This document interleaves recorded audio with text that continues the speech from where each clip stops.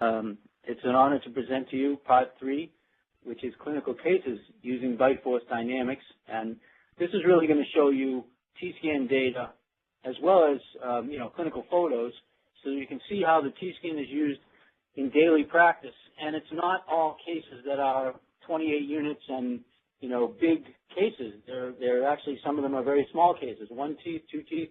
So here's the list of cases. A painful tooth from stress clenching, which is a very interesting case, I think. I see a lot of these types of cases, so this is a good example of that. The second case, an Emax overcrown. A young lady, she decided to use her bridge to take out a staple from a piece of paper, pieces of paper stapled together. And instead of the staple coming out, she damaged her PFM bridge significantly. So we made an Emax overcrown of 2 units, and we're going to show you the installation of that. And then we have a case of 2 upper crowns that were inserted, that after they were inserted, the patient had developed pain chewing and biting down on that side where the crowns were installed, and the pain was not in the teeth that had the crowns. So very much like a case I showed you in the first webinar where dentistry was installed and created pain. And this happens a lot. This is one of the troubles we have in occlusion because, again, the marking medium is not adequate to be able to show the clinicians what is really happening force-wise, and it gets people into trouble. So this is a typical scenario that I see a lot of in my office that I have a lot of simplicity resolving because of the T-scan. Then we're going to talk about implants and the time delay, which we've alluded to, I think, in the webinar, that we can control the timing order of the loading of implants so that they come together after the teeth by fractions of seconds, and that ensures that they load light and late, and yet they're still in contact. And that takes advantage of the periodontal ligament of the natural teeth nearby and uses them as a cushion. The periodontal ligaments act as a cushion that allow the teeth to sink into the bone, 50 to 100 microns, depending on where they are in the arch, and the implants can be brought into contact after the teeth start to sink into the bone. So this is a very sophisticated use of the T-scan. And then the last section is really not about treatment per se. It's about excursive function and muscle physiology and what excursive function does to the human musculature and how you can understand the complexity of that physiology using measurement technology, and it'll help you in clinical practice to understand excursive function as seen by the T-scan. And then we'll, of course, have a question and answer session. And as I said, I want to thank you for all attending, and I look forward to hearing your feedback. So this patient, the first patient, came in as a routine cleaning. He was in for his cleaning.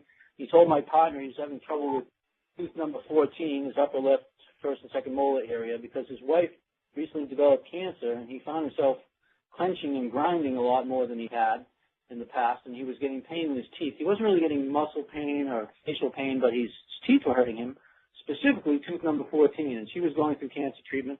And so we used the T-scan to diagnose his problem. Now, here's his words: I can't chew on my upper left side without pain, and now I'm clenching a lot, and that's because of the stress added in their lives, which hurts also tooth number 14. Now, I want you to look at tooth number 14 in both of these pictures as marked with articulating paper, and it would be very hard for you to tell really what's taking place here.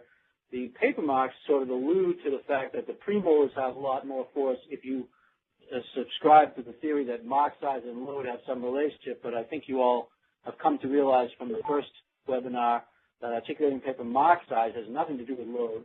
It's just ink on teeth, ink smears on teeth. And so this is a patient whose teeth were marked as he made an excursion to the left, and actually as he ground over his teeth. So in these cases, what I do is I ask the patient, what do you have to do to hurt the tooth in the office? And they'll say, oh, it won't hurt me in the office. And I say, no, go ahead and bite down and grind around and see if you can make it hurt. And so they do. And they usually can get some of the response lessened because there's no food involved, but they can get some of the response. And they'll say something like, oh, yeah, if I grind this way, I can get it. Well, that's what you need to record. And you record them grinding across the tooth surface. So I'm going to show you the live T-scan data. Now, I want you to look at tooth number 14, midlingual, and you see the T-scan data. This is the patient moving to the left. I'm using the mouse as a pointer, and you can see the center of force has left. The blue part is the patient closing. The green part is the patient holding their teeth together, and the orange part is where they're sliding back and forth over their left side. And that's captured in the graph below, which you can see all these zigzaggy black lines. That's the patient grinding back and forth. So we're going to go and look at that movie, but I wanted to show you that when he's grinding, the midlingual, which is this contact, this very small contact, rises to significant force. And as he grinds away from it, which you'll see in the movie, it goes down. And this is the type of contact misinterpretation that will create problems in the dental office, because this doesn't look like a lot of force, but it looks like a small mark, and that's what it is. And it's like a lady's high heel. It's like a 5-inch stiletto heel gouging the back side of that tooth and putting a lot of force on one small area, which greatly increases the pressure. So let's go to the T-scan. I'm going to leave the PowerPoint and go to the T-scan. And here is this movie with the clinical photograph. You can see the paper marks, same one. And notice the premolars have lots of paper marks, but notice that they're actually low force. You can see them in the left pane, the three-dimensional window. And what's happened here in the recording is the patient has bit down. They've held their teeth together, which is this horizontal period of the total force line. That's the black line. And now they're going to start grinding. And you see the line, the black line moves up and down, and the green and purple lines move up and down. And that's to be able to have that's the patient going back and forth across their teeth. So let's watch what happens as we play this movie. So he's going to start to grind. He's grinding to the left, and you see there's a lot of force on let's go backwards a little. Right away you can see what's happening. We play it.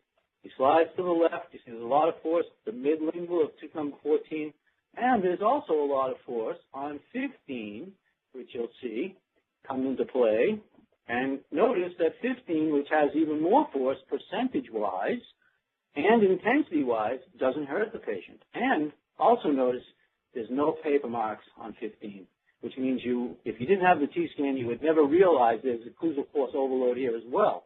But what's going to happen when the patient does this grinding movie is this point, midlingual of 14, will keep rising and falling as he grinds back and forth. And you see now he's going to the right. You can tell that by the center of force. Now he's going back to the left. You see the midlingual rise up. Now he's going to go back to the right. And when he does that, you'll see that there's a drop in force, although there is a rise on the balancing side of tooth number 15. And there you see the force rise again, midlingual of 14.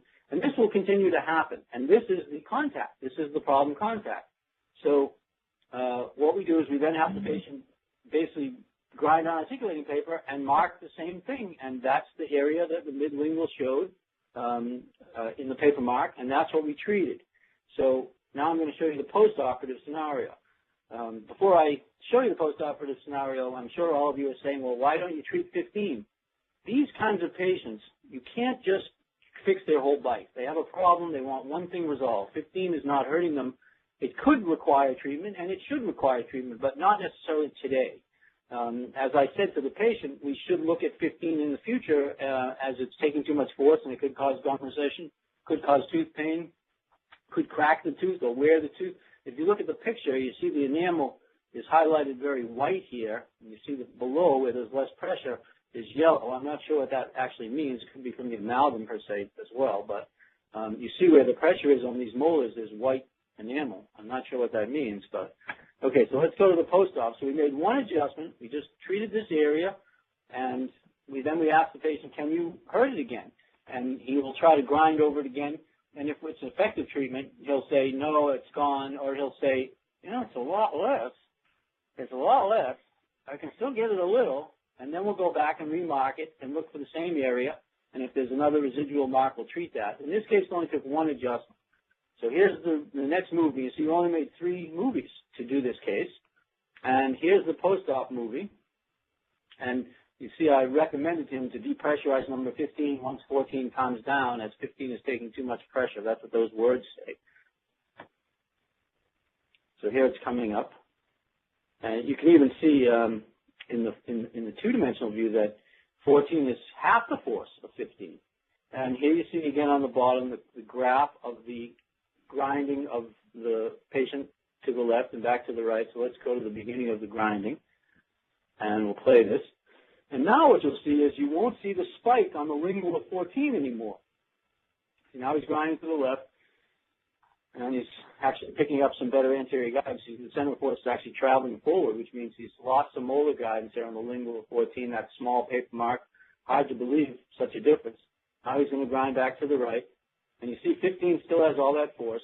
And now he's going to come back to the left, which is happening just about now. And you'll see there's low to moderate pressure there. That's distal palatal of 14. That's not mesiopalatal of 14. That's what we treated. It was mesiopalatal of 14. You see he comes back to the left. You don't see it anymore. And that was the end of the case, basically. The force is gone. The spike in force is gone. And the patient said, I can grind on it, and it doesn't hurt me. And then, of course, the follow-up reports from, our office manager calling him that he's able to eat. It doesn't hurt him anymore. It doesn't hurt him as much as it did. He doesn't notice it as much anymore. And that's the problem with these patients, is to try to get them back to fix tooth number 15 is very difficult, because once they get this problem resolved, they're not having a problem with 15. So it's often hard to convince them to come back and retreat their occlusion.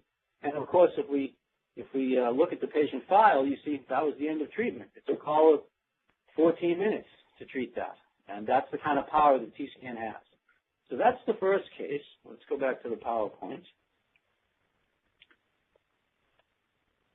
And so this is just to give you an idea. This is a clenching and grinding movie. This is how it looks.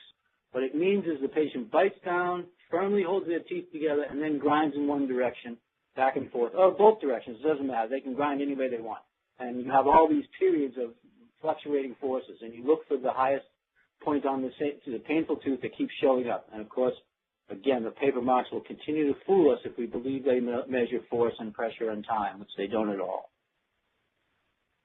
Okay, so this is just showing you the progression. Okay, so this is after one adjustment. You see, if we go back to that previous slide, which I didn't show you, he's halfway through his bite, or let's say he's making 54% of his total force preoperatively. This tooth rises to maximal pressure. Now, postoperatively, he's 10% less.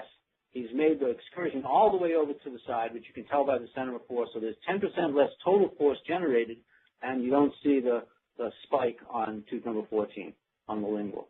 But you really need to play those movies and see the column spike up. Static images like this offer very little true treatment information.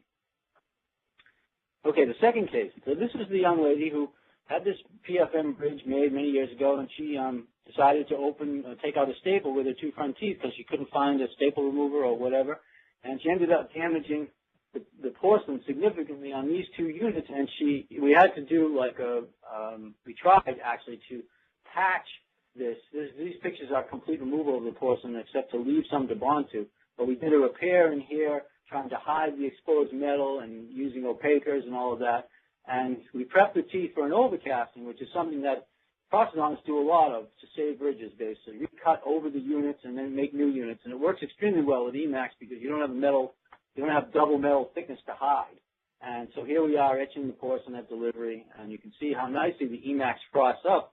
This in contrast to zirconia, which does not frost up and is difficult to bond to, and some people believe it's better to conventionally cement zirconia than it is to bond zirconia, because it doesn't frost up so well. And here are the units being installed. And here you can see that I'm finishing the gingiva, which prosthodontists are also very good at, polishing the gingiva with our drill bits. And so now we're going to look at the occlusion.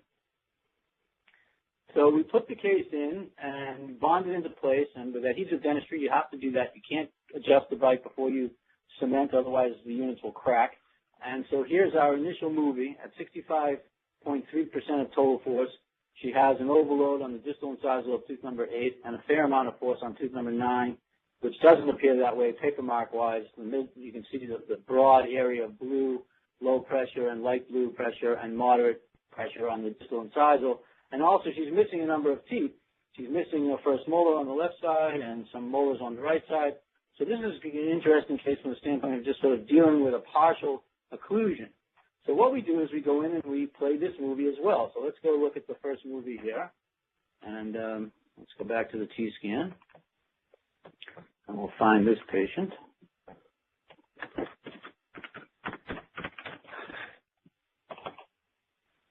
And here is the initial recording. And what basically you were seeing is that the new restoration is holding up the occlusion, and it doesn't appear that way in the clinical photo. And I've said to you many times, I'm just going to show you this picture just once more to make my point. This picture of the restoration in contact with the rest of the dentition, whether it be 2 units or 28 units, never illustrates the true occlusal dynamics. And this is something that you've seen many times, is someone showing you the finished result and saying, see, the bite is fine. And I really want you to grasp that that is just the beginning of the occlusal case finishing. It doesn't, and the patient saying it feels good isn't adequate either. They can't feel a lot of things, so especially when they're numb in these scenarios. So let's go on to the T-scan data. And so when we play the data, the first bite wasn't so powerful. You see the total force line is only up to 60%.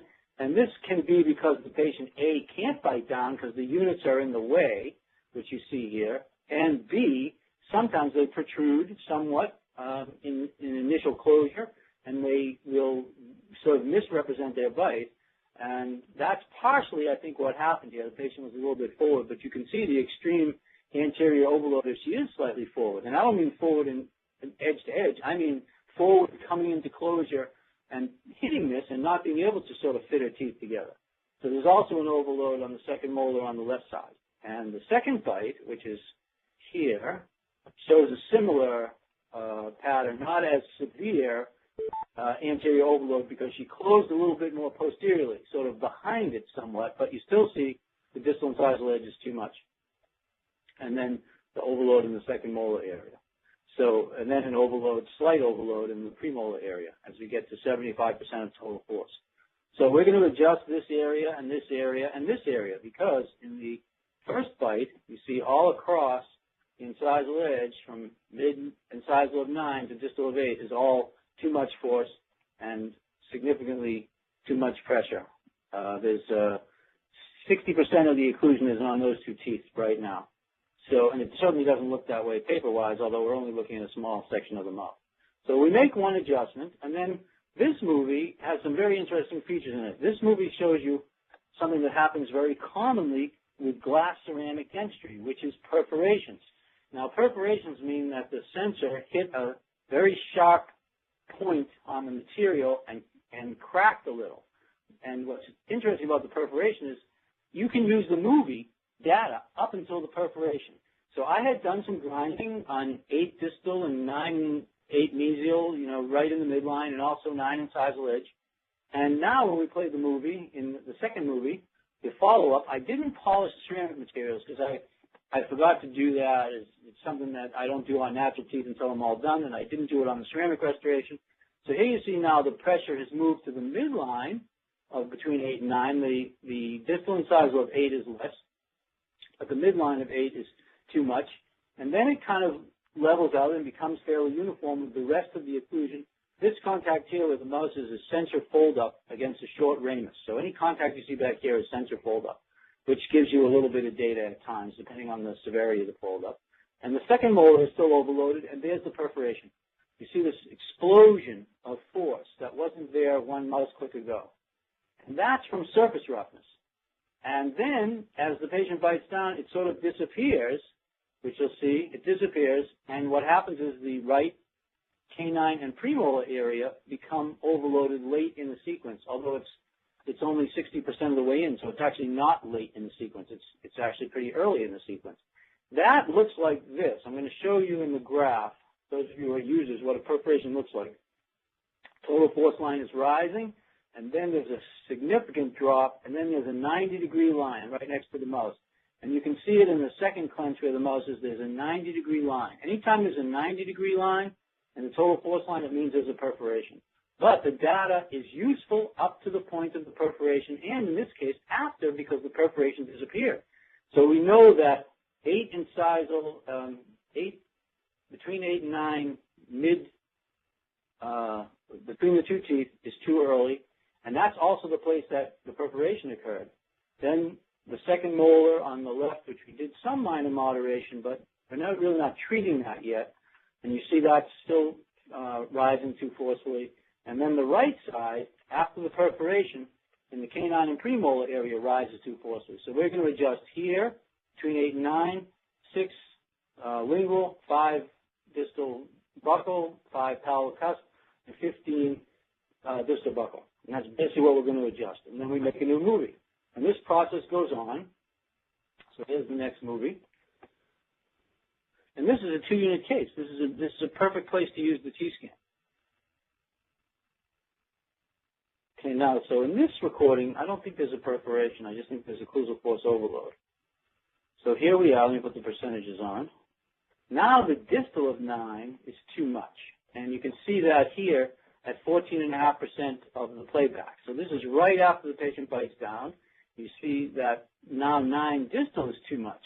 And then 8 mesial, or 8 distal, excuse me, is too much. So both of these areas need to be marked and adjusted. And again, 15, which depending on your disposition, you may treat, you may not treat. I actually do at times go into other parts of the mouth and treat these higher contacts and level the whole thing. That sometimes is very useful. And it can be done at delivery. For example, the patient is unaware of this contact. They didn't come in and say, and I know I'm getting my new units, but also my left second molar is too forceful. Patients never tell you that. So the T-scan allows you to target some of these things.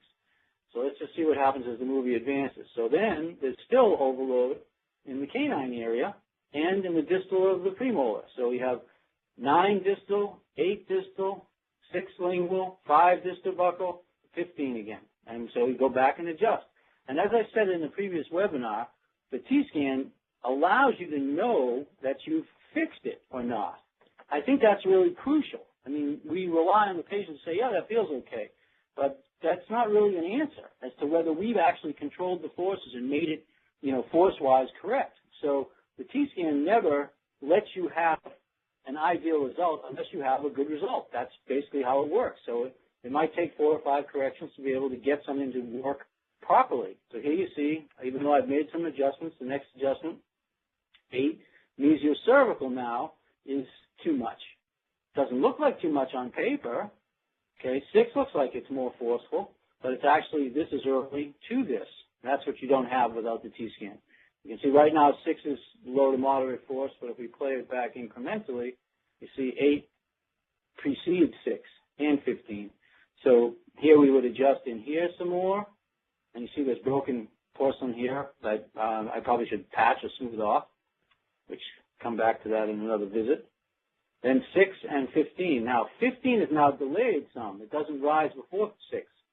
6 now rises with 15, and they show up as higher pressure later in the sequence. We're now at 80%, and before we were seeing them at 50 or 60%.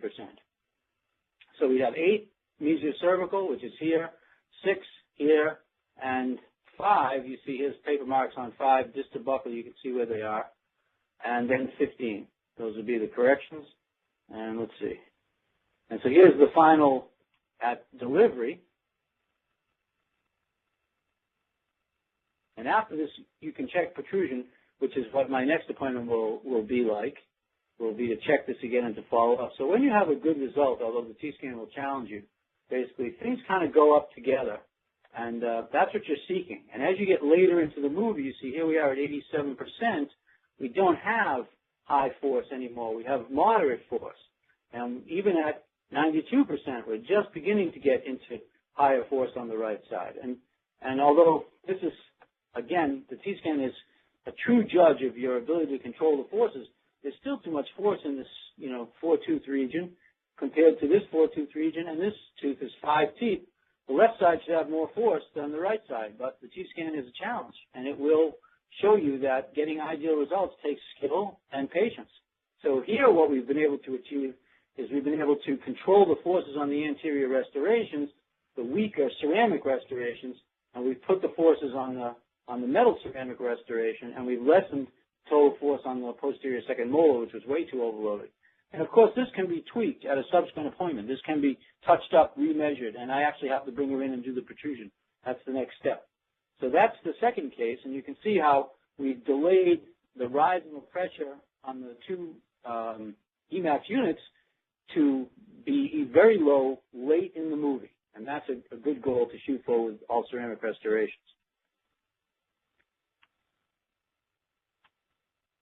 Okay, so here's the case. Let's just see what the slides show. This was the pre-op. And this is just showing you, again, how to use the data to mark the teeth and know what to treat. This is 8 mesiocervical. So it's not in the dead midline, it's in this part of the paper mark. And then you have 6 here and 15, which is actually shown on the lower molar, 18. And you just pick out those spots that are rising too quickly, rising too early, not that they're pink, but that they rise unevenly, and then you target those and make another adjustment. So here's the initial one at 65%. You see there's orange and significant anterior overload. And here we are at 80%, so we're 15% more into the movie, and there's nowhere near as much pressure. And there's actually a broader distribution of contact. You know, there's more contact widely distributed through the whole anterior region. You can see that in comparing the 2D. You don't see much in 7, 6, and 5 preoperatively, but you certainly see it here in the post-op. And then in 9 and 10 and 11, well, this is about the same. This hasn't changed radically. 12 actually had a little more contact before treatment. And 15 is down, not dramatically percentage-wise. It's actually up in percentage later on in the movie, but lower intensity, which you see here. And that's your goal. Try to delay the higher intensity contacts until later in the sequence. Okay, so this is a typical case of a patient having dentistry installed and then having pain develop within a short period of time using the new dentistry. So the patient had 2 crowns installed here, and I don't think the patient looked at the color. The dentist may not have shown him the color, but the color doesn't match his own teeth very well, and it sort of matches this bridge on the other side. And this is his anterior relationship. He has a slight anterior open bite. He's been given no custard guidance in this bridge from years ago, but the new restorations are these 2 crowns. So here is the patient. He's saying that the left side hurts him to use, to chew on, and to bite on. And here are the paper marks of the left side. See, there's a lot of paper mark on the palatal of tooth number 15, not so much visible on tooth number 16. And you see the counterpart, larger paper mark on the distal lingual of 18, and not so much paper marks on the third molar tooth number 17. And the 2 crowns, they have some contact, at least by paper, but it doesn't look like much contact. So here's the initial T-scan, and you can see that if you look at the data carefully in the orange line and look at the colors in the 2D plot, you see all the high-intensity colors are in the third molar area. Mesial buccal is 16, which is that paper mark. Distal aspect of 16, which you can't see much of a paper mark here on this tooth, but you can see the counterpart paper mark here on the lower tooth. And then this one is more to the mesial buccal, and this counters to this one, the yellow column. And notice that where there's a lot of paper mark, which is best seen on tooth number 15, palatal, it's all low force contact. And again, you would not know what to treat by looking at the paper marks. It's just, that's the dilemma for dentistry when it comes to treating occlusion accurately. So here's what was done for this patient. This is the pre-op. He's at 99.4% of total force. You see significant overload in the third molar area, and the third molar alone is taking 41.6% of the occlusion.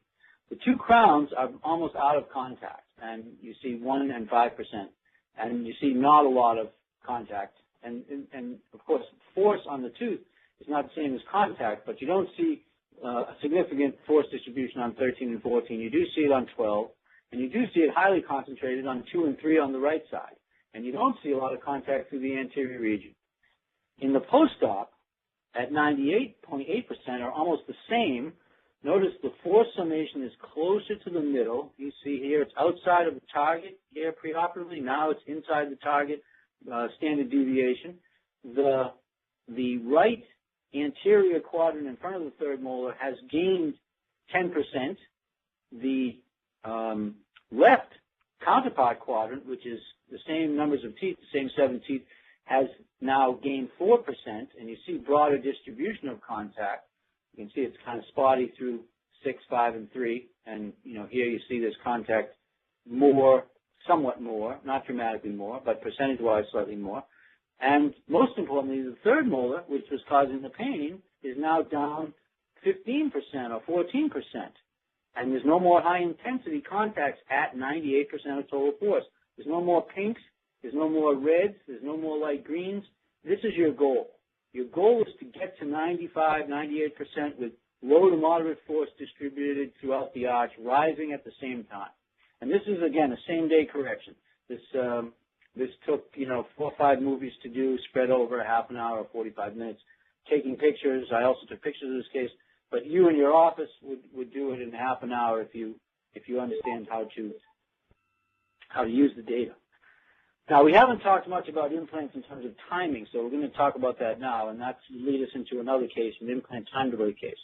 But the value of the T-scan digital bite dynamics with implants is that you can control breakage of your implant parts, and especially occlusal materials, by loading the implants late. So they load with low force and late. And that's by choosing the contact order. You're actually going to select the contact order. And that's a very sophisticated use of the T-scan. It's one of the best uses that we have because the timing feature, which is something that John brought up before all of you are on the call, the timing feature is one of the most useful aspects of the T-scan, and here is one of those applications. So when you control the sequence, you are able to do it because you can see the timing. So we can make the implants come together after the neighboring teeth by small fractions of seconds, and that keeps them from loading in an overloaded state. And timing visualization is really, something that those of you who are using the T-scan are seeing on a daily basis, and I just illustrated to you how we use a timing sequence. We play the movie through, and we look for the uneven force rises. And by controlling those, when you have good timing, all the columns go up together at the same color coding. You don't have a pink shoot up here. You don't have a green shoot up there. You have blues rising together and greens rising together and yellows rising together. That's what you want to get as an end result. So here you can see uneven force rising in this 0.3 of a second sequence. And this is not an implant case.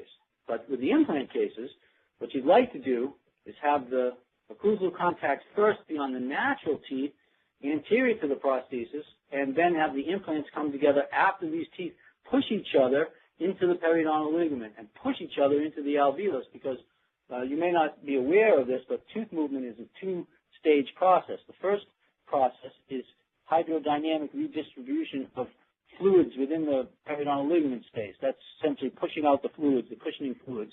And then once the fluids are pushed out and redistributed to absorb the applied load, the alveolus deforms around the tooth. So when the tooth is moving into the sulcus and redistributing the fluids, that's when you can take advantage of loading the implants late. So this was first proposed in Practical Periodontics in 2002. So this article is available to you should any of you be interested in reading it. And how it works is because the teeth move 110 microns, some of them, and 75 microns vertically, and molars only move 50 microns vertically, the distal extension prosthesis is ideal for this because the most movement comes in the anterior region, 90 to 110 microns of movement when teeth compress each other. So what you do is you sort of push the teeth out of the way and bring the implants into contact after the teeth move some. And, of course, you can't see the teeth move, but you can see the forces rise. So here is a case that illustrates this. This is an unfortunate young woman who, middle-aged woman, late 30s, 40 or so. She had an FMX taken in our office, and she found out she had lost a lot of bone on her posterior teeth. And she had to go through bilateral sinus lifts and bone grafting, implant placement, custom abutment fabrication, and on top of that, because of the periodontal disease, she also had to have her front teeth splintered together. She lost this lateral incisor. And I didn't see her before these problems occurred, but I believe some of this rotation of these teeth is due to the same periodontal problems. She told me she had braces when she was younger, and you see obviously that the alignment is far from being slightly altered. This tooth is pushed out, this tooth is lingualized, so I have to believe there's been, sort of slow progression of changes with her. So here what we'd like to do is have the front teeth load and absorb the early stresses and push the lower teeth into the socket, push the upper teeth into the socket, and then bring the implants into play. So here's the case at delivery, 2 years plus into it. And of course, remember, I don't want you to be fooled by this picture. This picture does not tell you the dynamics of what's really going on here. And here are some of the paper marks. So let's look at the video of this case, the initial recording with the T-scan. The anterior teeth on the right are overloaded. The right implant segment is overloaded, and the left side is actually late. Or I'll play it again for you. The left side is actually good where it is. So here you can see the anterior overload in the right anterior segment, and then the right posterior segment, the implants are overloaded. And the left side, the implants are actually late and in contact, which is good. So I don't need to do much to the left, but I certainly need to rearrange the stresses on the anterior region in the 8-7 area, and then the right implants, the premolar and the first molar. So what you do is you do the same kind of thing that we've been describing. You use the force data to guide which contacts you pick. And this is a good example of how, reading the paper marks is tied to the data. You can see this green column, this green zone here on the mesiopalatal of tooth number 5. That's this paper mark. And you see you can see that there's even more force on marks that are much smaller. For example, the next tooth, the premolar on the palatal cusp, which is here, has a higher intensity, and the orange column has the most distal contact towards the distal lingual. You see it here is this contact, and that's much smaller contact than this one. And again, you wouldn't know what to treat by looking at the paper marks. There's no question about that. And so you use the data to guide what you're doing. So here we are at 80% of total force. We've made a few adjustments. The front teeth are not as non-uniformly loaded. There's more actually left-sided contact now and less right-sided anterior contact. There's still posterior overload. So we want to load the implants later than we are. Now here we are a few adjustments later, and you see what's happening. We're at 87% of total force, and now you don't see any high forces except for one contact. And this is really the dilemma of not having the T-scan. You would never look at this paper mark and in general and assume that it's way too forceful compared to what's around it. Not to say that these are good paper marks. These are just real paper marks. This is just me photographing using AccuFilm, which is what we do in our daily office practice. We use the AccuFilm to mark the teeth, and we use the data to guide what we do. Now look at tooth number 7. It has large marks, but look at the forces. Very low force, very low force. So this one happens to be the palatal, the central fossa of tooth number 5. You can see that here, and that's basically what you do is you use the data to guide you. And the goal is to get to 90% of total force, 95% of total force without any of these high color columns. So here's the delivered result, which took probably 45 minutes. You see the anterior region is nowhere near as overloaded. It actually is more force than the posterior segments, and the implant segments rise low and late, and that's by design. Also, the force summation is on the side with more units. You see here it travels slightly to the right, and then it comes back to the left. This side has 7 teeth. This side has 6 teeth. The force summation should be on the side with the 7 teeth. So I'll play it again for you so you can see it, and then we'll play the two of them together. See, still the right anterior corner is slightly early, but nowhere near as much as before. The forces are all moderated. Getting to 92% of total force, you don't see any yellows, you don't see any oranges, you don't see any reds. That's a totally controlled end result at delivery. That's how the case goes out the office. And then, of course, we check the excursions after that, which we're going to talk about that in a minute. So here's the pre-op scenario. Paper marks only, vertical reestablished, right anterior overload, right implant overload. Force summation more in the middle. And post-operatively, uniform anteriors, late posteriors. Force summation on the left side where there are more teeth. And these are all day-to-day uses of the T-scan. This is not something that you can do this with a 3-unit distal extension implant prosthesis. It doesn't have to be a full arch implant prosthesis. I have many cases of 3 units, 2 units on the lower left side, for example, where we use the time delay. What's interesting about this process, when you get into understanding the T-scan, is the pre-op situation, from first contact to last, took 0.252 seconds to occur, but when we actually delay the loading, we elongate the timing sequence in order to load the implants late, and it comes out 1/10 of a second longer. And that's actually a desirable endpoint for an implant case. And that's the kind of control you have over the T-scan, with the T-scan, over timing. And timing is a very powerful tool. this kind of delayed loading is what keeps the forces low and prevents the breakage.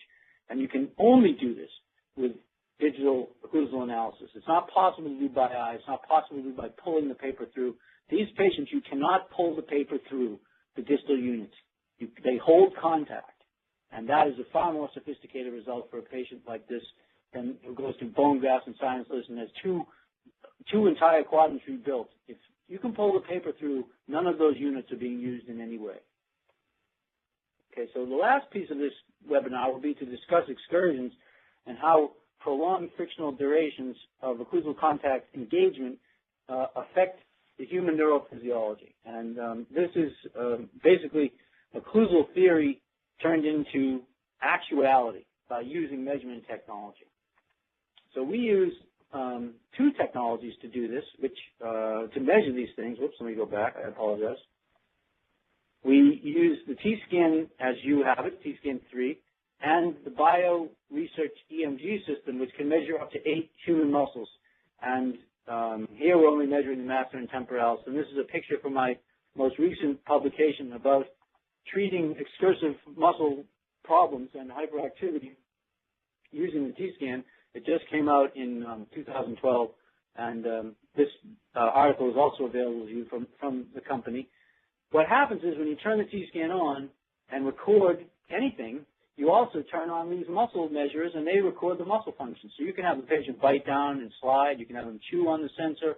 We actually have them chew gum in some of our preoperative testing, where the muscles are measured during gum chewing, and their jaw is tracked during gum chewing. So these are very sophisticated technologies, and they pair together.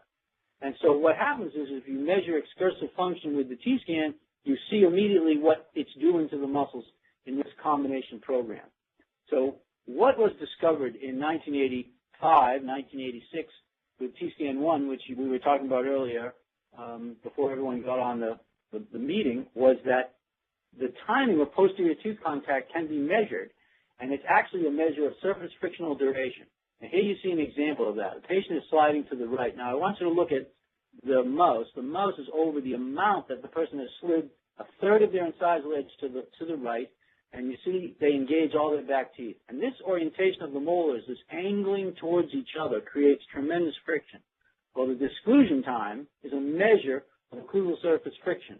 And what was discovered in the late 80s, mid to late 80s, was the disclusion time, the longer the disclusion time is, the worse the muscle firing patterns are. So what you have to understand about this mechanism, which I'm going to describe to you, is that the frictional time, in other words, here's another patient sliding to the left. You see they've slid only a short distance, a quarter to a third of their incisal edge. All their back teeth are engaged, and you see the orientation. Again, this is very common frictional orientation.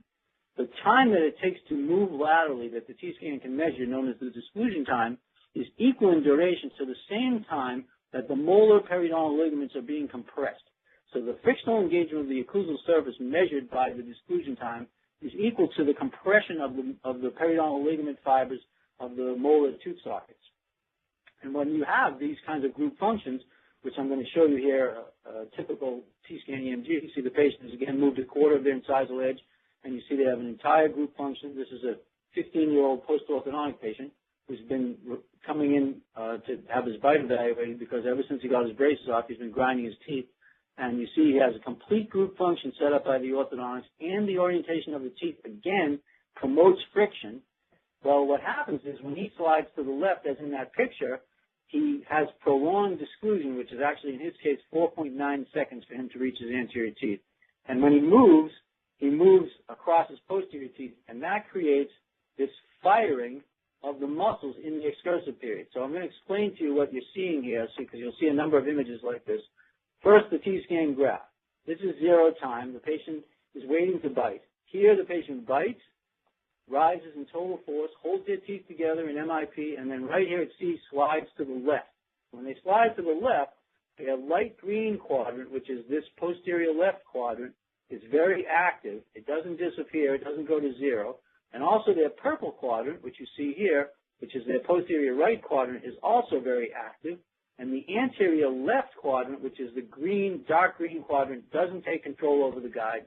And so it takes him about 4 seconds to get to his front teeth, And during that time, the friction of his back teeth, while he's rubbing them together, fires all these muscles. And that's what goes on with human physiology. Now, we can treat that, and we do treat that very effectively. We shorten the disclusion time down, which is a specific treatment that you can render with the T-scan. And in the same day, you see now the muscle activity at C, which is where the excursion begins, now in the same day is almost completely removed. When the frictional time goes down, the hyperactivity in the muscles goes away. See here in the left pane, C is the beginning of the excursion. So here in the EMG, the patient is waiting to bite. He bites down at A. He holds his teeth together at B until C. At C, he slides to the left, and then you see the hyperactivity in his muscles. D is way out here. The frictional time is 4 seconds plus. Post-treatment, here he is waiting to bite. He occludes at A. He holds his teeth together at B firmly, and at C he slides. And what do you see? D is very close to C. The disclusion time has now been shortened to less than half a second, and the muscle activity goes way down. This is a very powerful physiologic effect. This was first discovered in 1987 and published about in 1991. And what we found was that we took 7 women who were class 1 post-orthodontic patients, and we measured their preoperative disclusion times, unadjusted occlusions, and the 7 of them, all their excursions together had a mean of 1.4 seconds of disclusion, which sounds like a pretty short time, 1.4 seconds. Well, it isn't for the human neurophysiology. It's actually way too long. And when we took them and treated them all and shortened their disclusion time, which was in that period of time, it's in its infancy, it's much more sophisticated today, we understand it much better, we were able to get the groups, right and left excursions and protrusive excursions down, total sum time, mean time, 0.41 seconds. So we dropped it a full second. And what we found was that the group as a whole demonstrated 5 to 10 times less muscle activity. And this was done with the T-scan 1 in 1997, 1998. So what you're seeing here on the left pane is the pre-op of one patient. She's about to occlude. She bites down. She holds her teeth together for a short period of time. She begins the excursion where there's a forced drop. There's also a muscle activity drop. But then she drops only into the 30s. You see the red lines are the preoperative right and left master. And she basically drops down to 30 microvolts. Well, postoperatively, when the disclusion time is short, not only can the patient not bite as hard, which is something that many patients notice, they say, gee, I can't really clench my teeth like I did before. Let me go back. So they generate less overall force, and then when they make their excursion, they drop down to near rest, 3 microvolts and 2 microvolts. That's 10 times less muscle activity in this patient. And this effect was statistically significant in this paper, 1991, for all 7 subjects. So here's what it looks like with some video. Here's a patient making a movement to the right, and you see how far she's moved. She's moved a little less than half the incisal edge. And the reason I point this out is if you want to see friction in the occlusion, you have to stop the patient from moving all the way to the tip of their canine. Nobody chews, crunches and grinds, and eats out of the tip of their canine. So those pictures that you see where 2 canines are together and it's stated that the person has anterior guidance are untrue pictures. They're unrealistic pictures. They don't show really the key moment. The key moment is 0.5 millimeter from the central fossa in the molar area, 0.5 millimeter to 1 millimeter in either direction. So here you can see that. Patient has canine contact, but if you don't have them go to the tip of the canine, you see all this frictional engagement. So let's look at this patient's muscle activity. This is the T-scan EMG together, and we're at C. The total force line is at C, about to make an excursion. And so here, the patient waited to bite, bit down, held their teeth together, sliding to the right. You see the purple quadrant is in control. That's the right posterior quadrant. And look at the EMG. Patient waiting to bite, holding their teeth together, sliding right here, about to slide. Look at the hyperfunction in these muscles. So I'm going to play this for you, and you'll see that the patient will start moving to the right. The center of force will start heading right. And instead of heading to the anterior region, it heads directly to the posterior teeth. And as it's doing that, it's hyperfunctioning the temporalis, and it's hyperfunctioning the left master.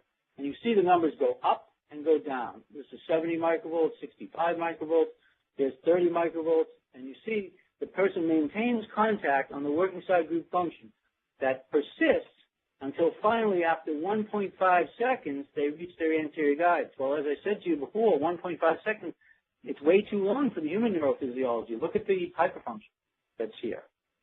So we treated this girl. We treated her disclusion time. And so here now you see she's moved the same half incisal edge. And you see visible friction, visible tooth separation except for this premolar. And the truth of this picture is I can't tell you there's true disclusion by this picture because I can't see the lingual. I don't know if the lingual contacts, the lingual surface of the lower molars has passed by the lingual surface of the upper molars. So even with somewhat visible disclusion, as you see in this picture, there's no way to know if the patient has actually discluded or not. But this is the distance that they have to move and disclude in to control the hyperfunction. So here's the postoperative. Now, before we play it, again, patient waiting to occlude, occludes, holds their teeth together. C is where the excursion begins. D is right after C, which is where disclusion occurs. And notice the red quadrant takes control of the guidance. That's the anterior quadrant, the red anterior right quadrant. Now look at the EMG at C. The muscle activity completely goes away. In the same day, no splints, no chiropractors, no external treatments, no Botox, no muscle injections, no physical therapy, all done through controlling the timing. Now the timing is from 3-4-1 from excursive commencement to disclusion. So watch what happens here. Patient's going to start moving to the right, and the center of force moves anteriorly because it moves away from the posterior teeth. And you see there's still some back teeth in play, and then they disengage. And that happens in 0.3 of a second. And look at the muscle activity. Down all under 10 microvolts. That's a dramatic improvement in the same day for this kind of patient. This relaxes their muscles. This frees them of a lot of symptoms. It frees them of a lot of contraction problems and headaches. And there's a lot of articles about disclusion time reduction in the literature that it's been published about since 1991. And it's one of the most powerful things that we can do with the T-scan. So here's just a typical example with some static images to reinforce the point. This is a patient who had crowns made when she was 18 and began suffering headaches. And when I saw her, she was 56 in a live demonstration at an implant symposium in Heber, Utah. It's called the Whitecap Institute, where they teach occlusion and they teach implant dentistry and implant prosthodontics and implant surgery. And so we were doing an occlusion seminar, and so she wanted to be measured because she's had headaches for all her life. Well, look at her left temporalis in the left excursion. Here she's moving to the left. She has a significant balancing component. She has a significant working side component. You see that the anterior left, which is the dark green quadrant, doesn't take control of the guidance. It's actually all controlled by the two posterior quadrants, the purple and the light green.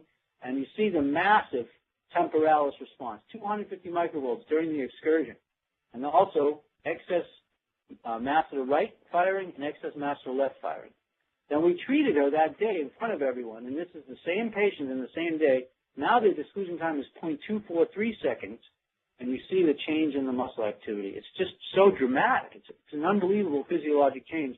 And what you're seeing in the T-scan data is at C, the red anterior and the green anterior lines take over very quickly, and the light green and the purple drop out. And that's the key. The faster they drop out, the less compressions of the molar PDLs there is, and the less muscle activity there is.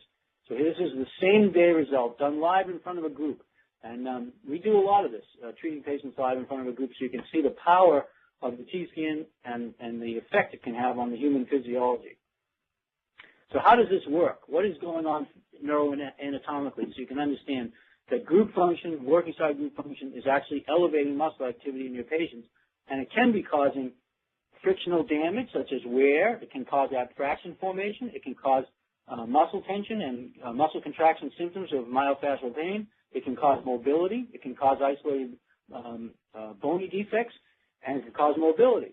So here is the neuroanatomy that makes this possible. This is the trigeminal system, and we're going to look at this box of which contains information about teeth, which you can see here, oral cavity and teeth.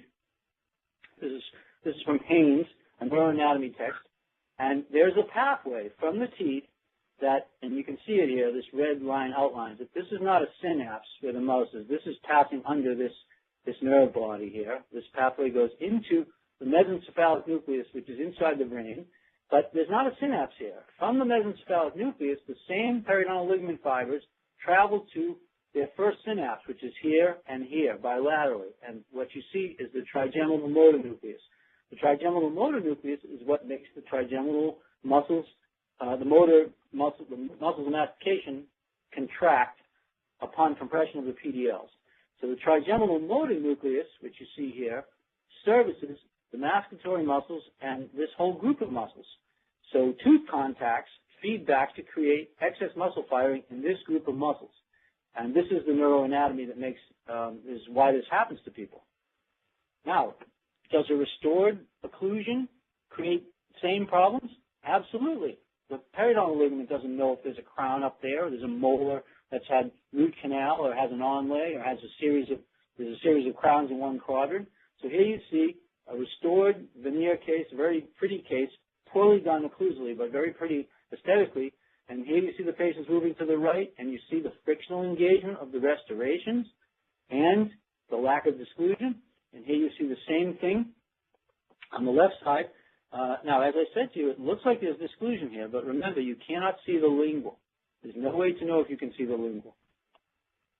So what 1.5 seconds of friction looks like going to the right, which is her, going to the left, which is her pre-op left condition, you see that the posterior left quadrant, the light green quadrant, takes complete control over the guidance for a very long period of time, 1.482 seconds. And this is what that looks like on articulating paper. Patient moving to the left, all these lines and all these wisps of contact. Here is group function for sure, but all of this is group function. All of this right here, not to be discounted because it's light lace-like marks. This is actually frictional engagement. This could be a lady's high heel contact digging into this distobuccal incline, but we don't always think of it that way. We only think of these as contacts or these as contacts. But look at this line. Look at this line. And that's what long disclusion time looks like. Look at this line out here. Right? So that creates this appearance. That's what creates the hyperfunction, the timing being greater than 0.4. Now, we treated this person, and now she reaches anterior guidance in 0.4 seconds. And you see there's a lot less tooth contact, and this is actually the key. In order to create less muscle activity, you need to have less tooth contact. And this is not a perfect pattern by any stretch. There's a line right here. There's a frictional engagement right there. There's a frictional engagement right there. And so the T-scan allows you to measure these and see if this is too long or if it's under 0.4 of a second, basically. And this is a drastic difference between these two pictures. And this is friction-free, disclusion in less than 0.5 seconds, 0.4 to 0.5, that's what we shoot for. And here you see frictional engagement that was restored and created problems for this patient. She had muscle pain, she had headaches, she had jaw discomfort, chewing fatigue, all brought about through the way her restorations were designed occlusally. So reducing frictional time during excursions lessens breakage, wear, abfraction formation, bone loss, muscle hyperactivity, and its associated ischemia. And this is how we treat TMD, occlusally activated TMD, not internal derangements, but muscle contraction problems, headaches, and facial pain. I don't make any splints. I don't make any night guards. I do it all with the T-scan and controlling the disclusion time. And I've been publishing about it since 1991.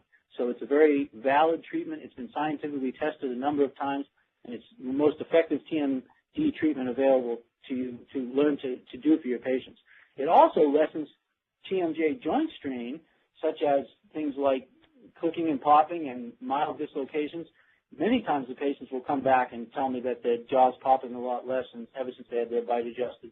And that has to do with the fact that the lateral pterygoid relaxes, which unloads the joint in a very rapid period of time. So the T-scan, as I said in the first seminar, is an everyday use product. You can use it with implants. You can use it to do diagnosis. As I said, many dentists use it to scan all their new patients and get an occlusal picture the first day and talk to them about improving their occlusal functionality. You can use it on complete dentures. You can use it on complete overdentures with implant cases underneath, implant support underneath. You can use it on hybrids. You can use it on any type of dental prosthesis. You can certainly treat TMD without night guards and deprogrammers and grinding appliances if you're interested in learning about that. Any form of natural tooth occlusal adjusting that you may be performing can be much more precise by using the T-scan data. It takes all the guesswork out of which teeth to treat and which contacts to treat. As we showed today, locating painful occlusal contacts is very predictable with the T-scan, and I do a lot of that in my office. It's amazing how it only takes one recording and one adjustment sometimes, or maybe two adjustments. And the patients always say things like, I don't get it. You got this machine, and I've been going to my dentist for months struggling with these new 2 crowns he put in, and you fixed it in one adjustment session, one day. And they always say the same thing. Why doesn't everybody have one of these? So I'm hoping that you people listening on the other end of the line are considering getting involved with the T-scan after these 3 webinars, because it is such a powerful and helpful tool to your daily practice. So these are all the uses, and I hope you enjoyed the presentations, the 3 presentations. I've been honored to present. I'm sorry that I have a South Korea slide at the end. Actually, if you want more information, go to www.techscan.com/marketing, which is not in South Korea. It's in Boston, so I apologize for that.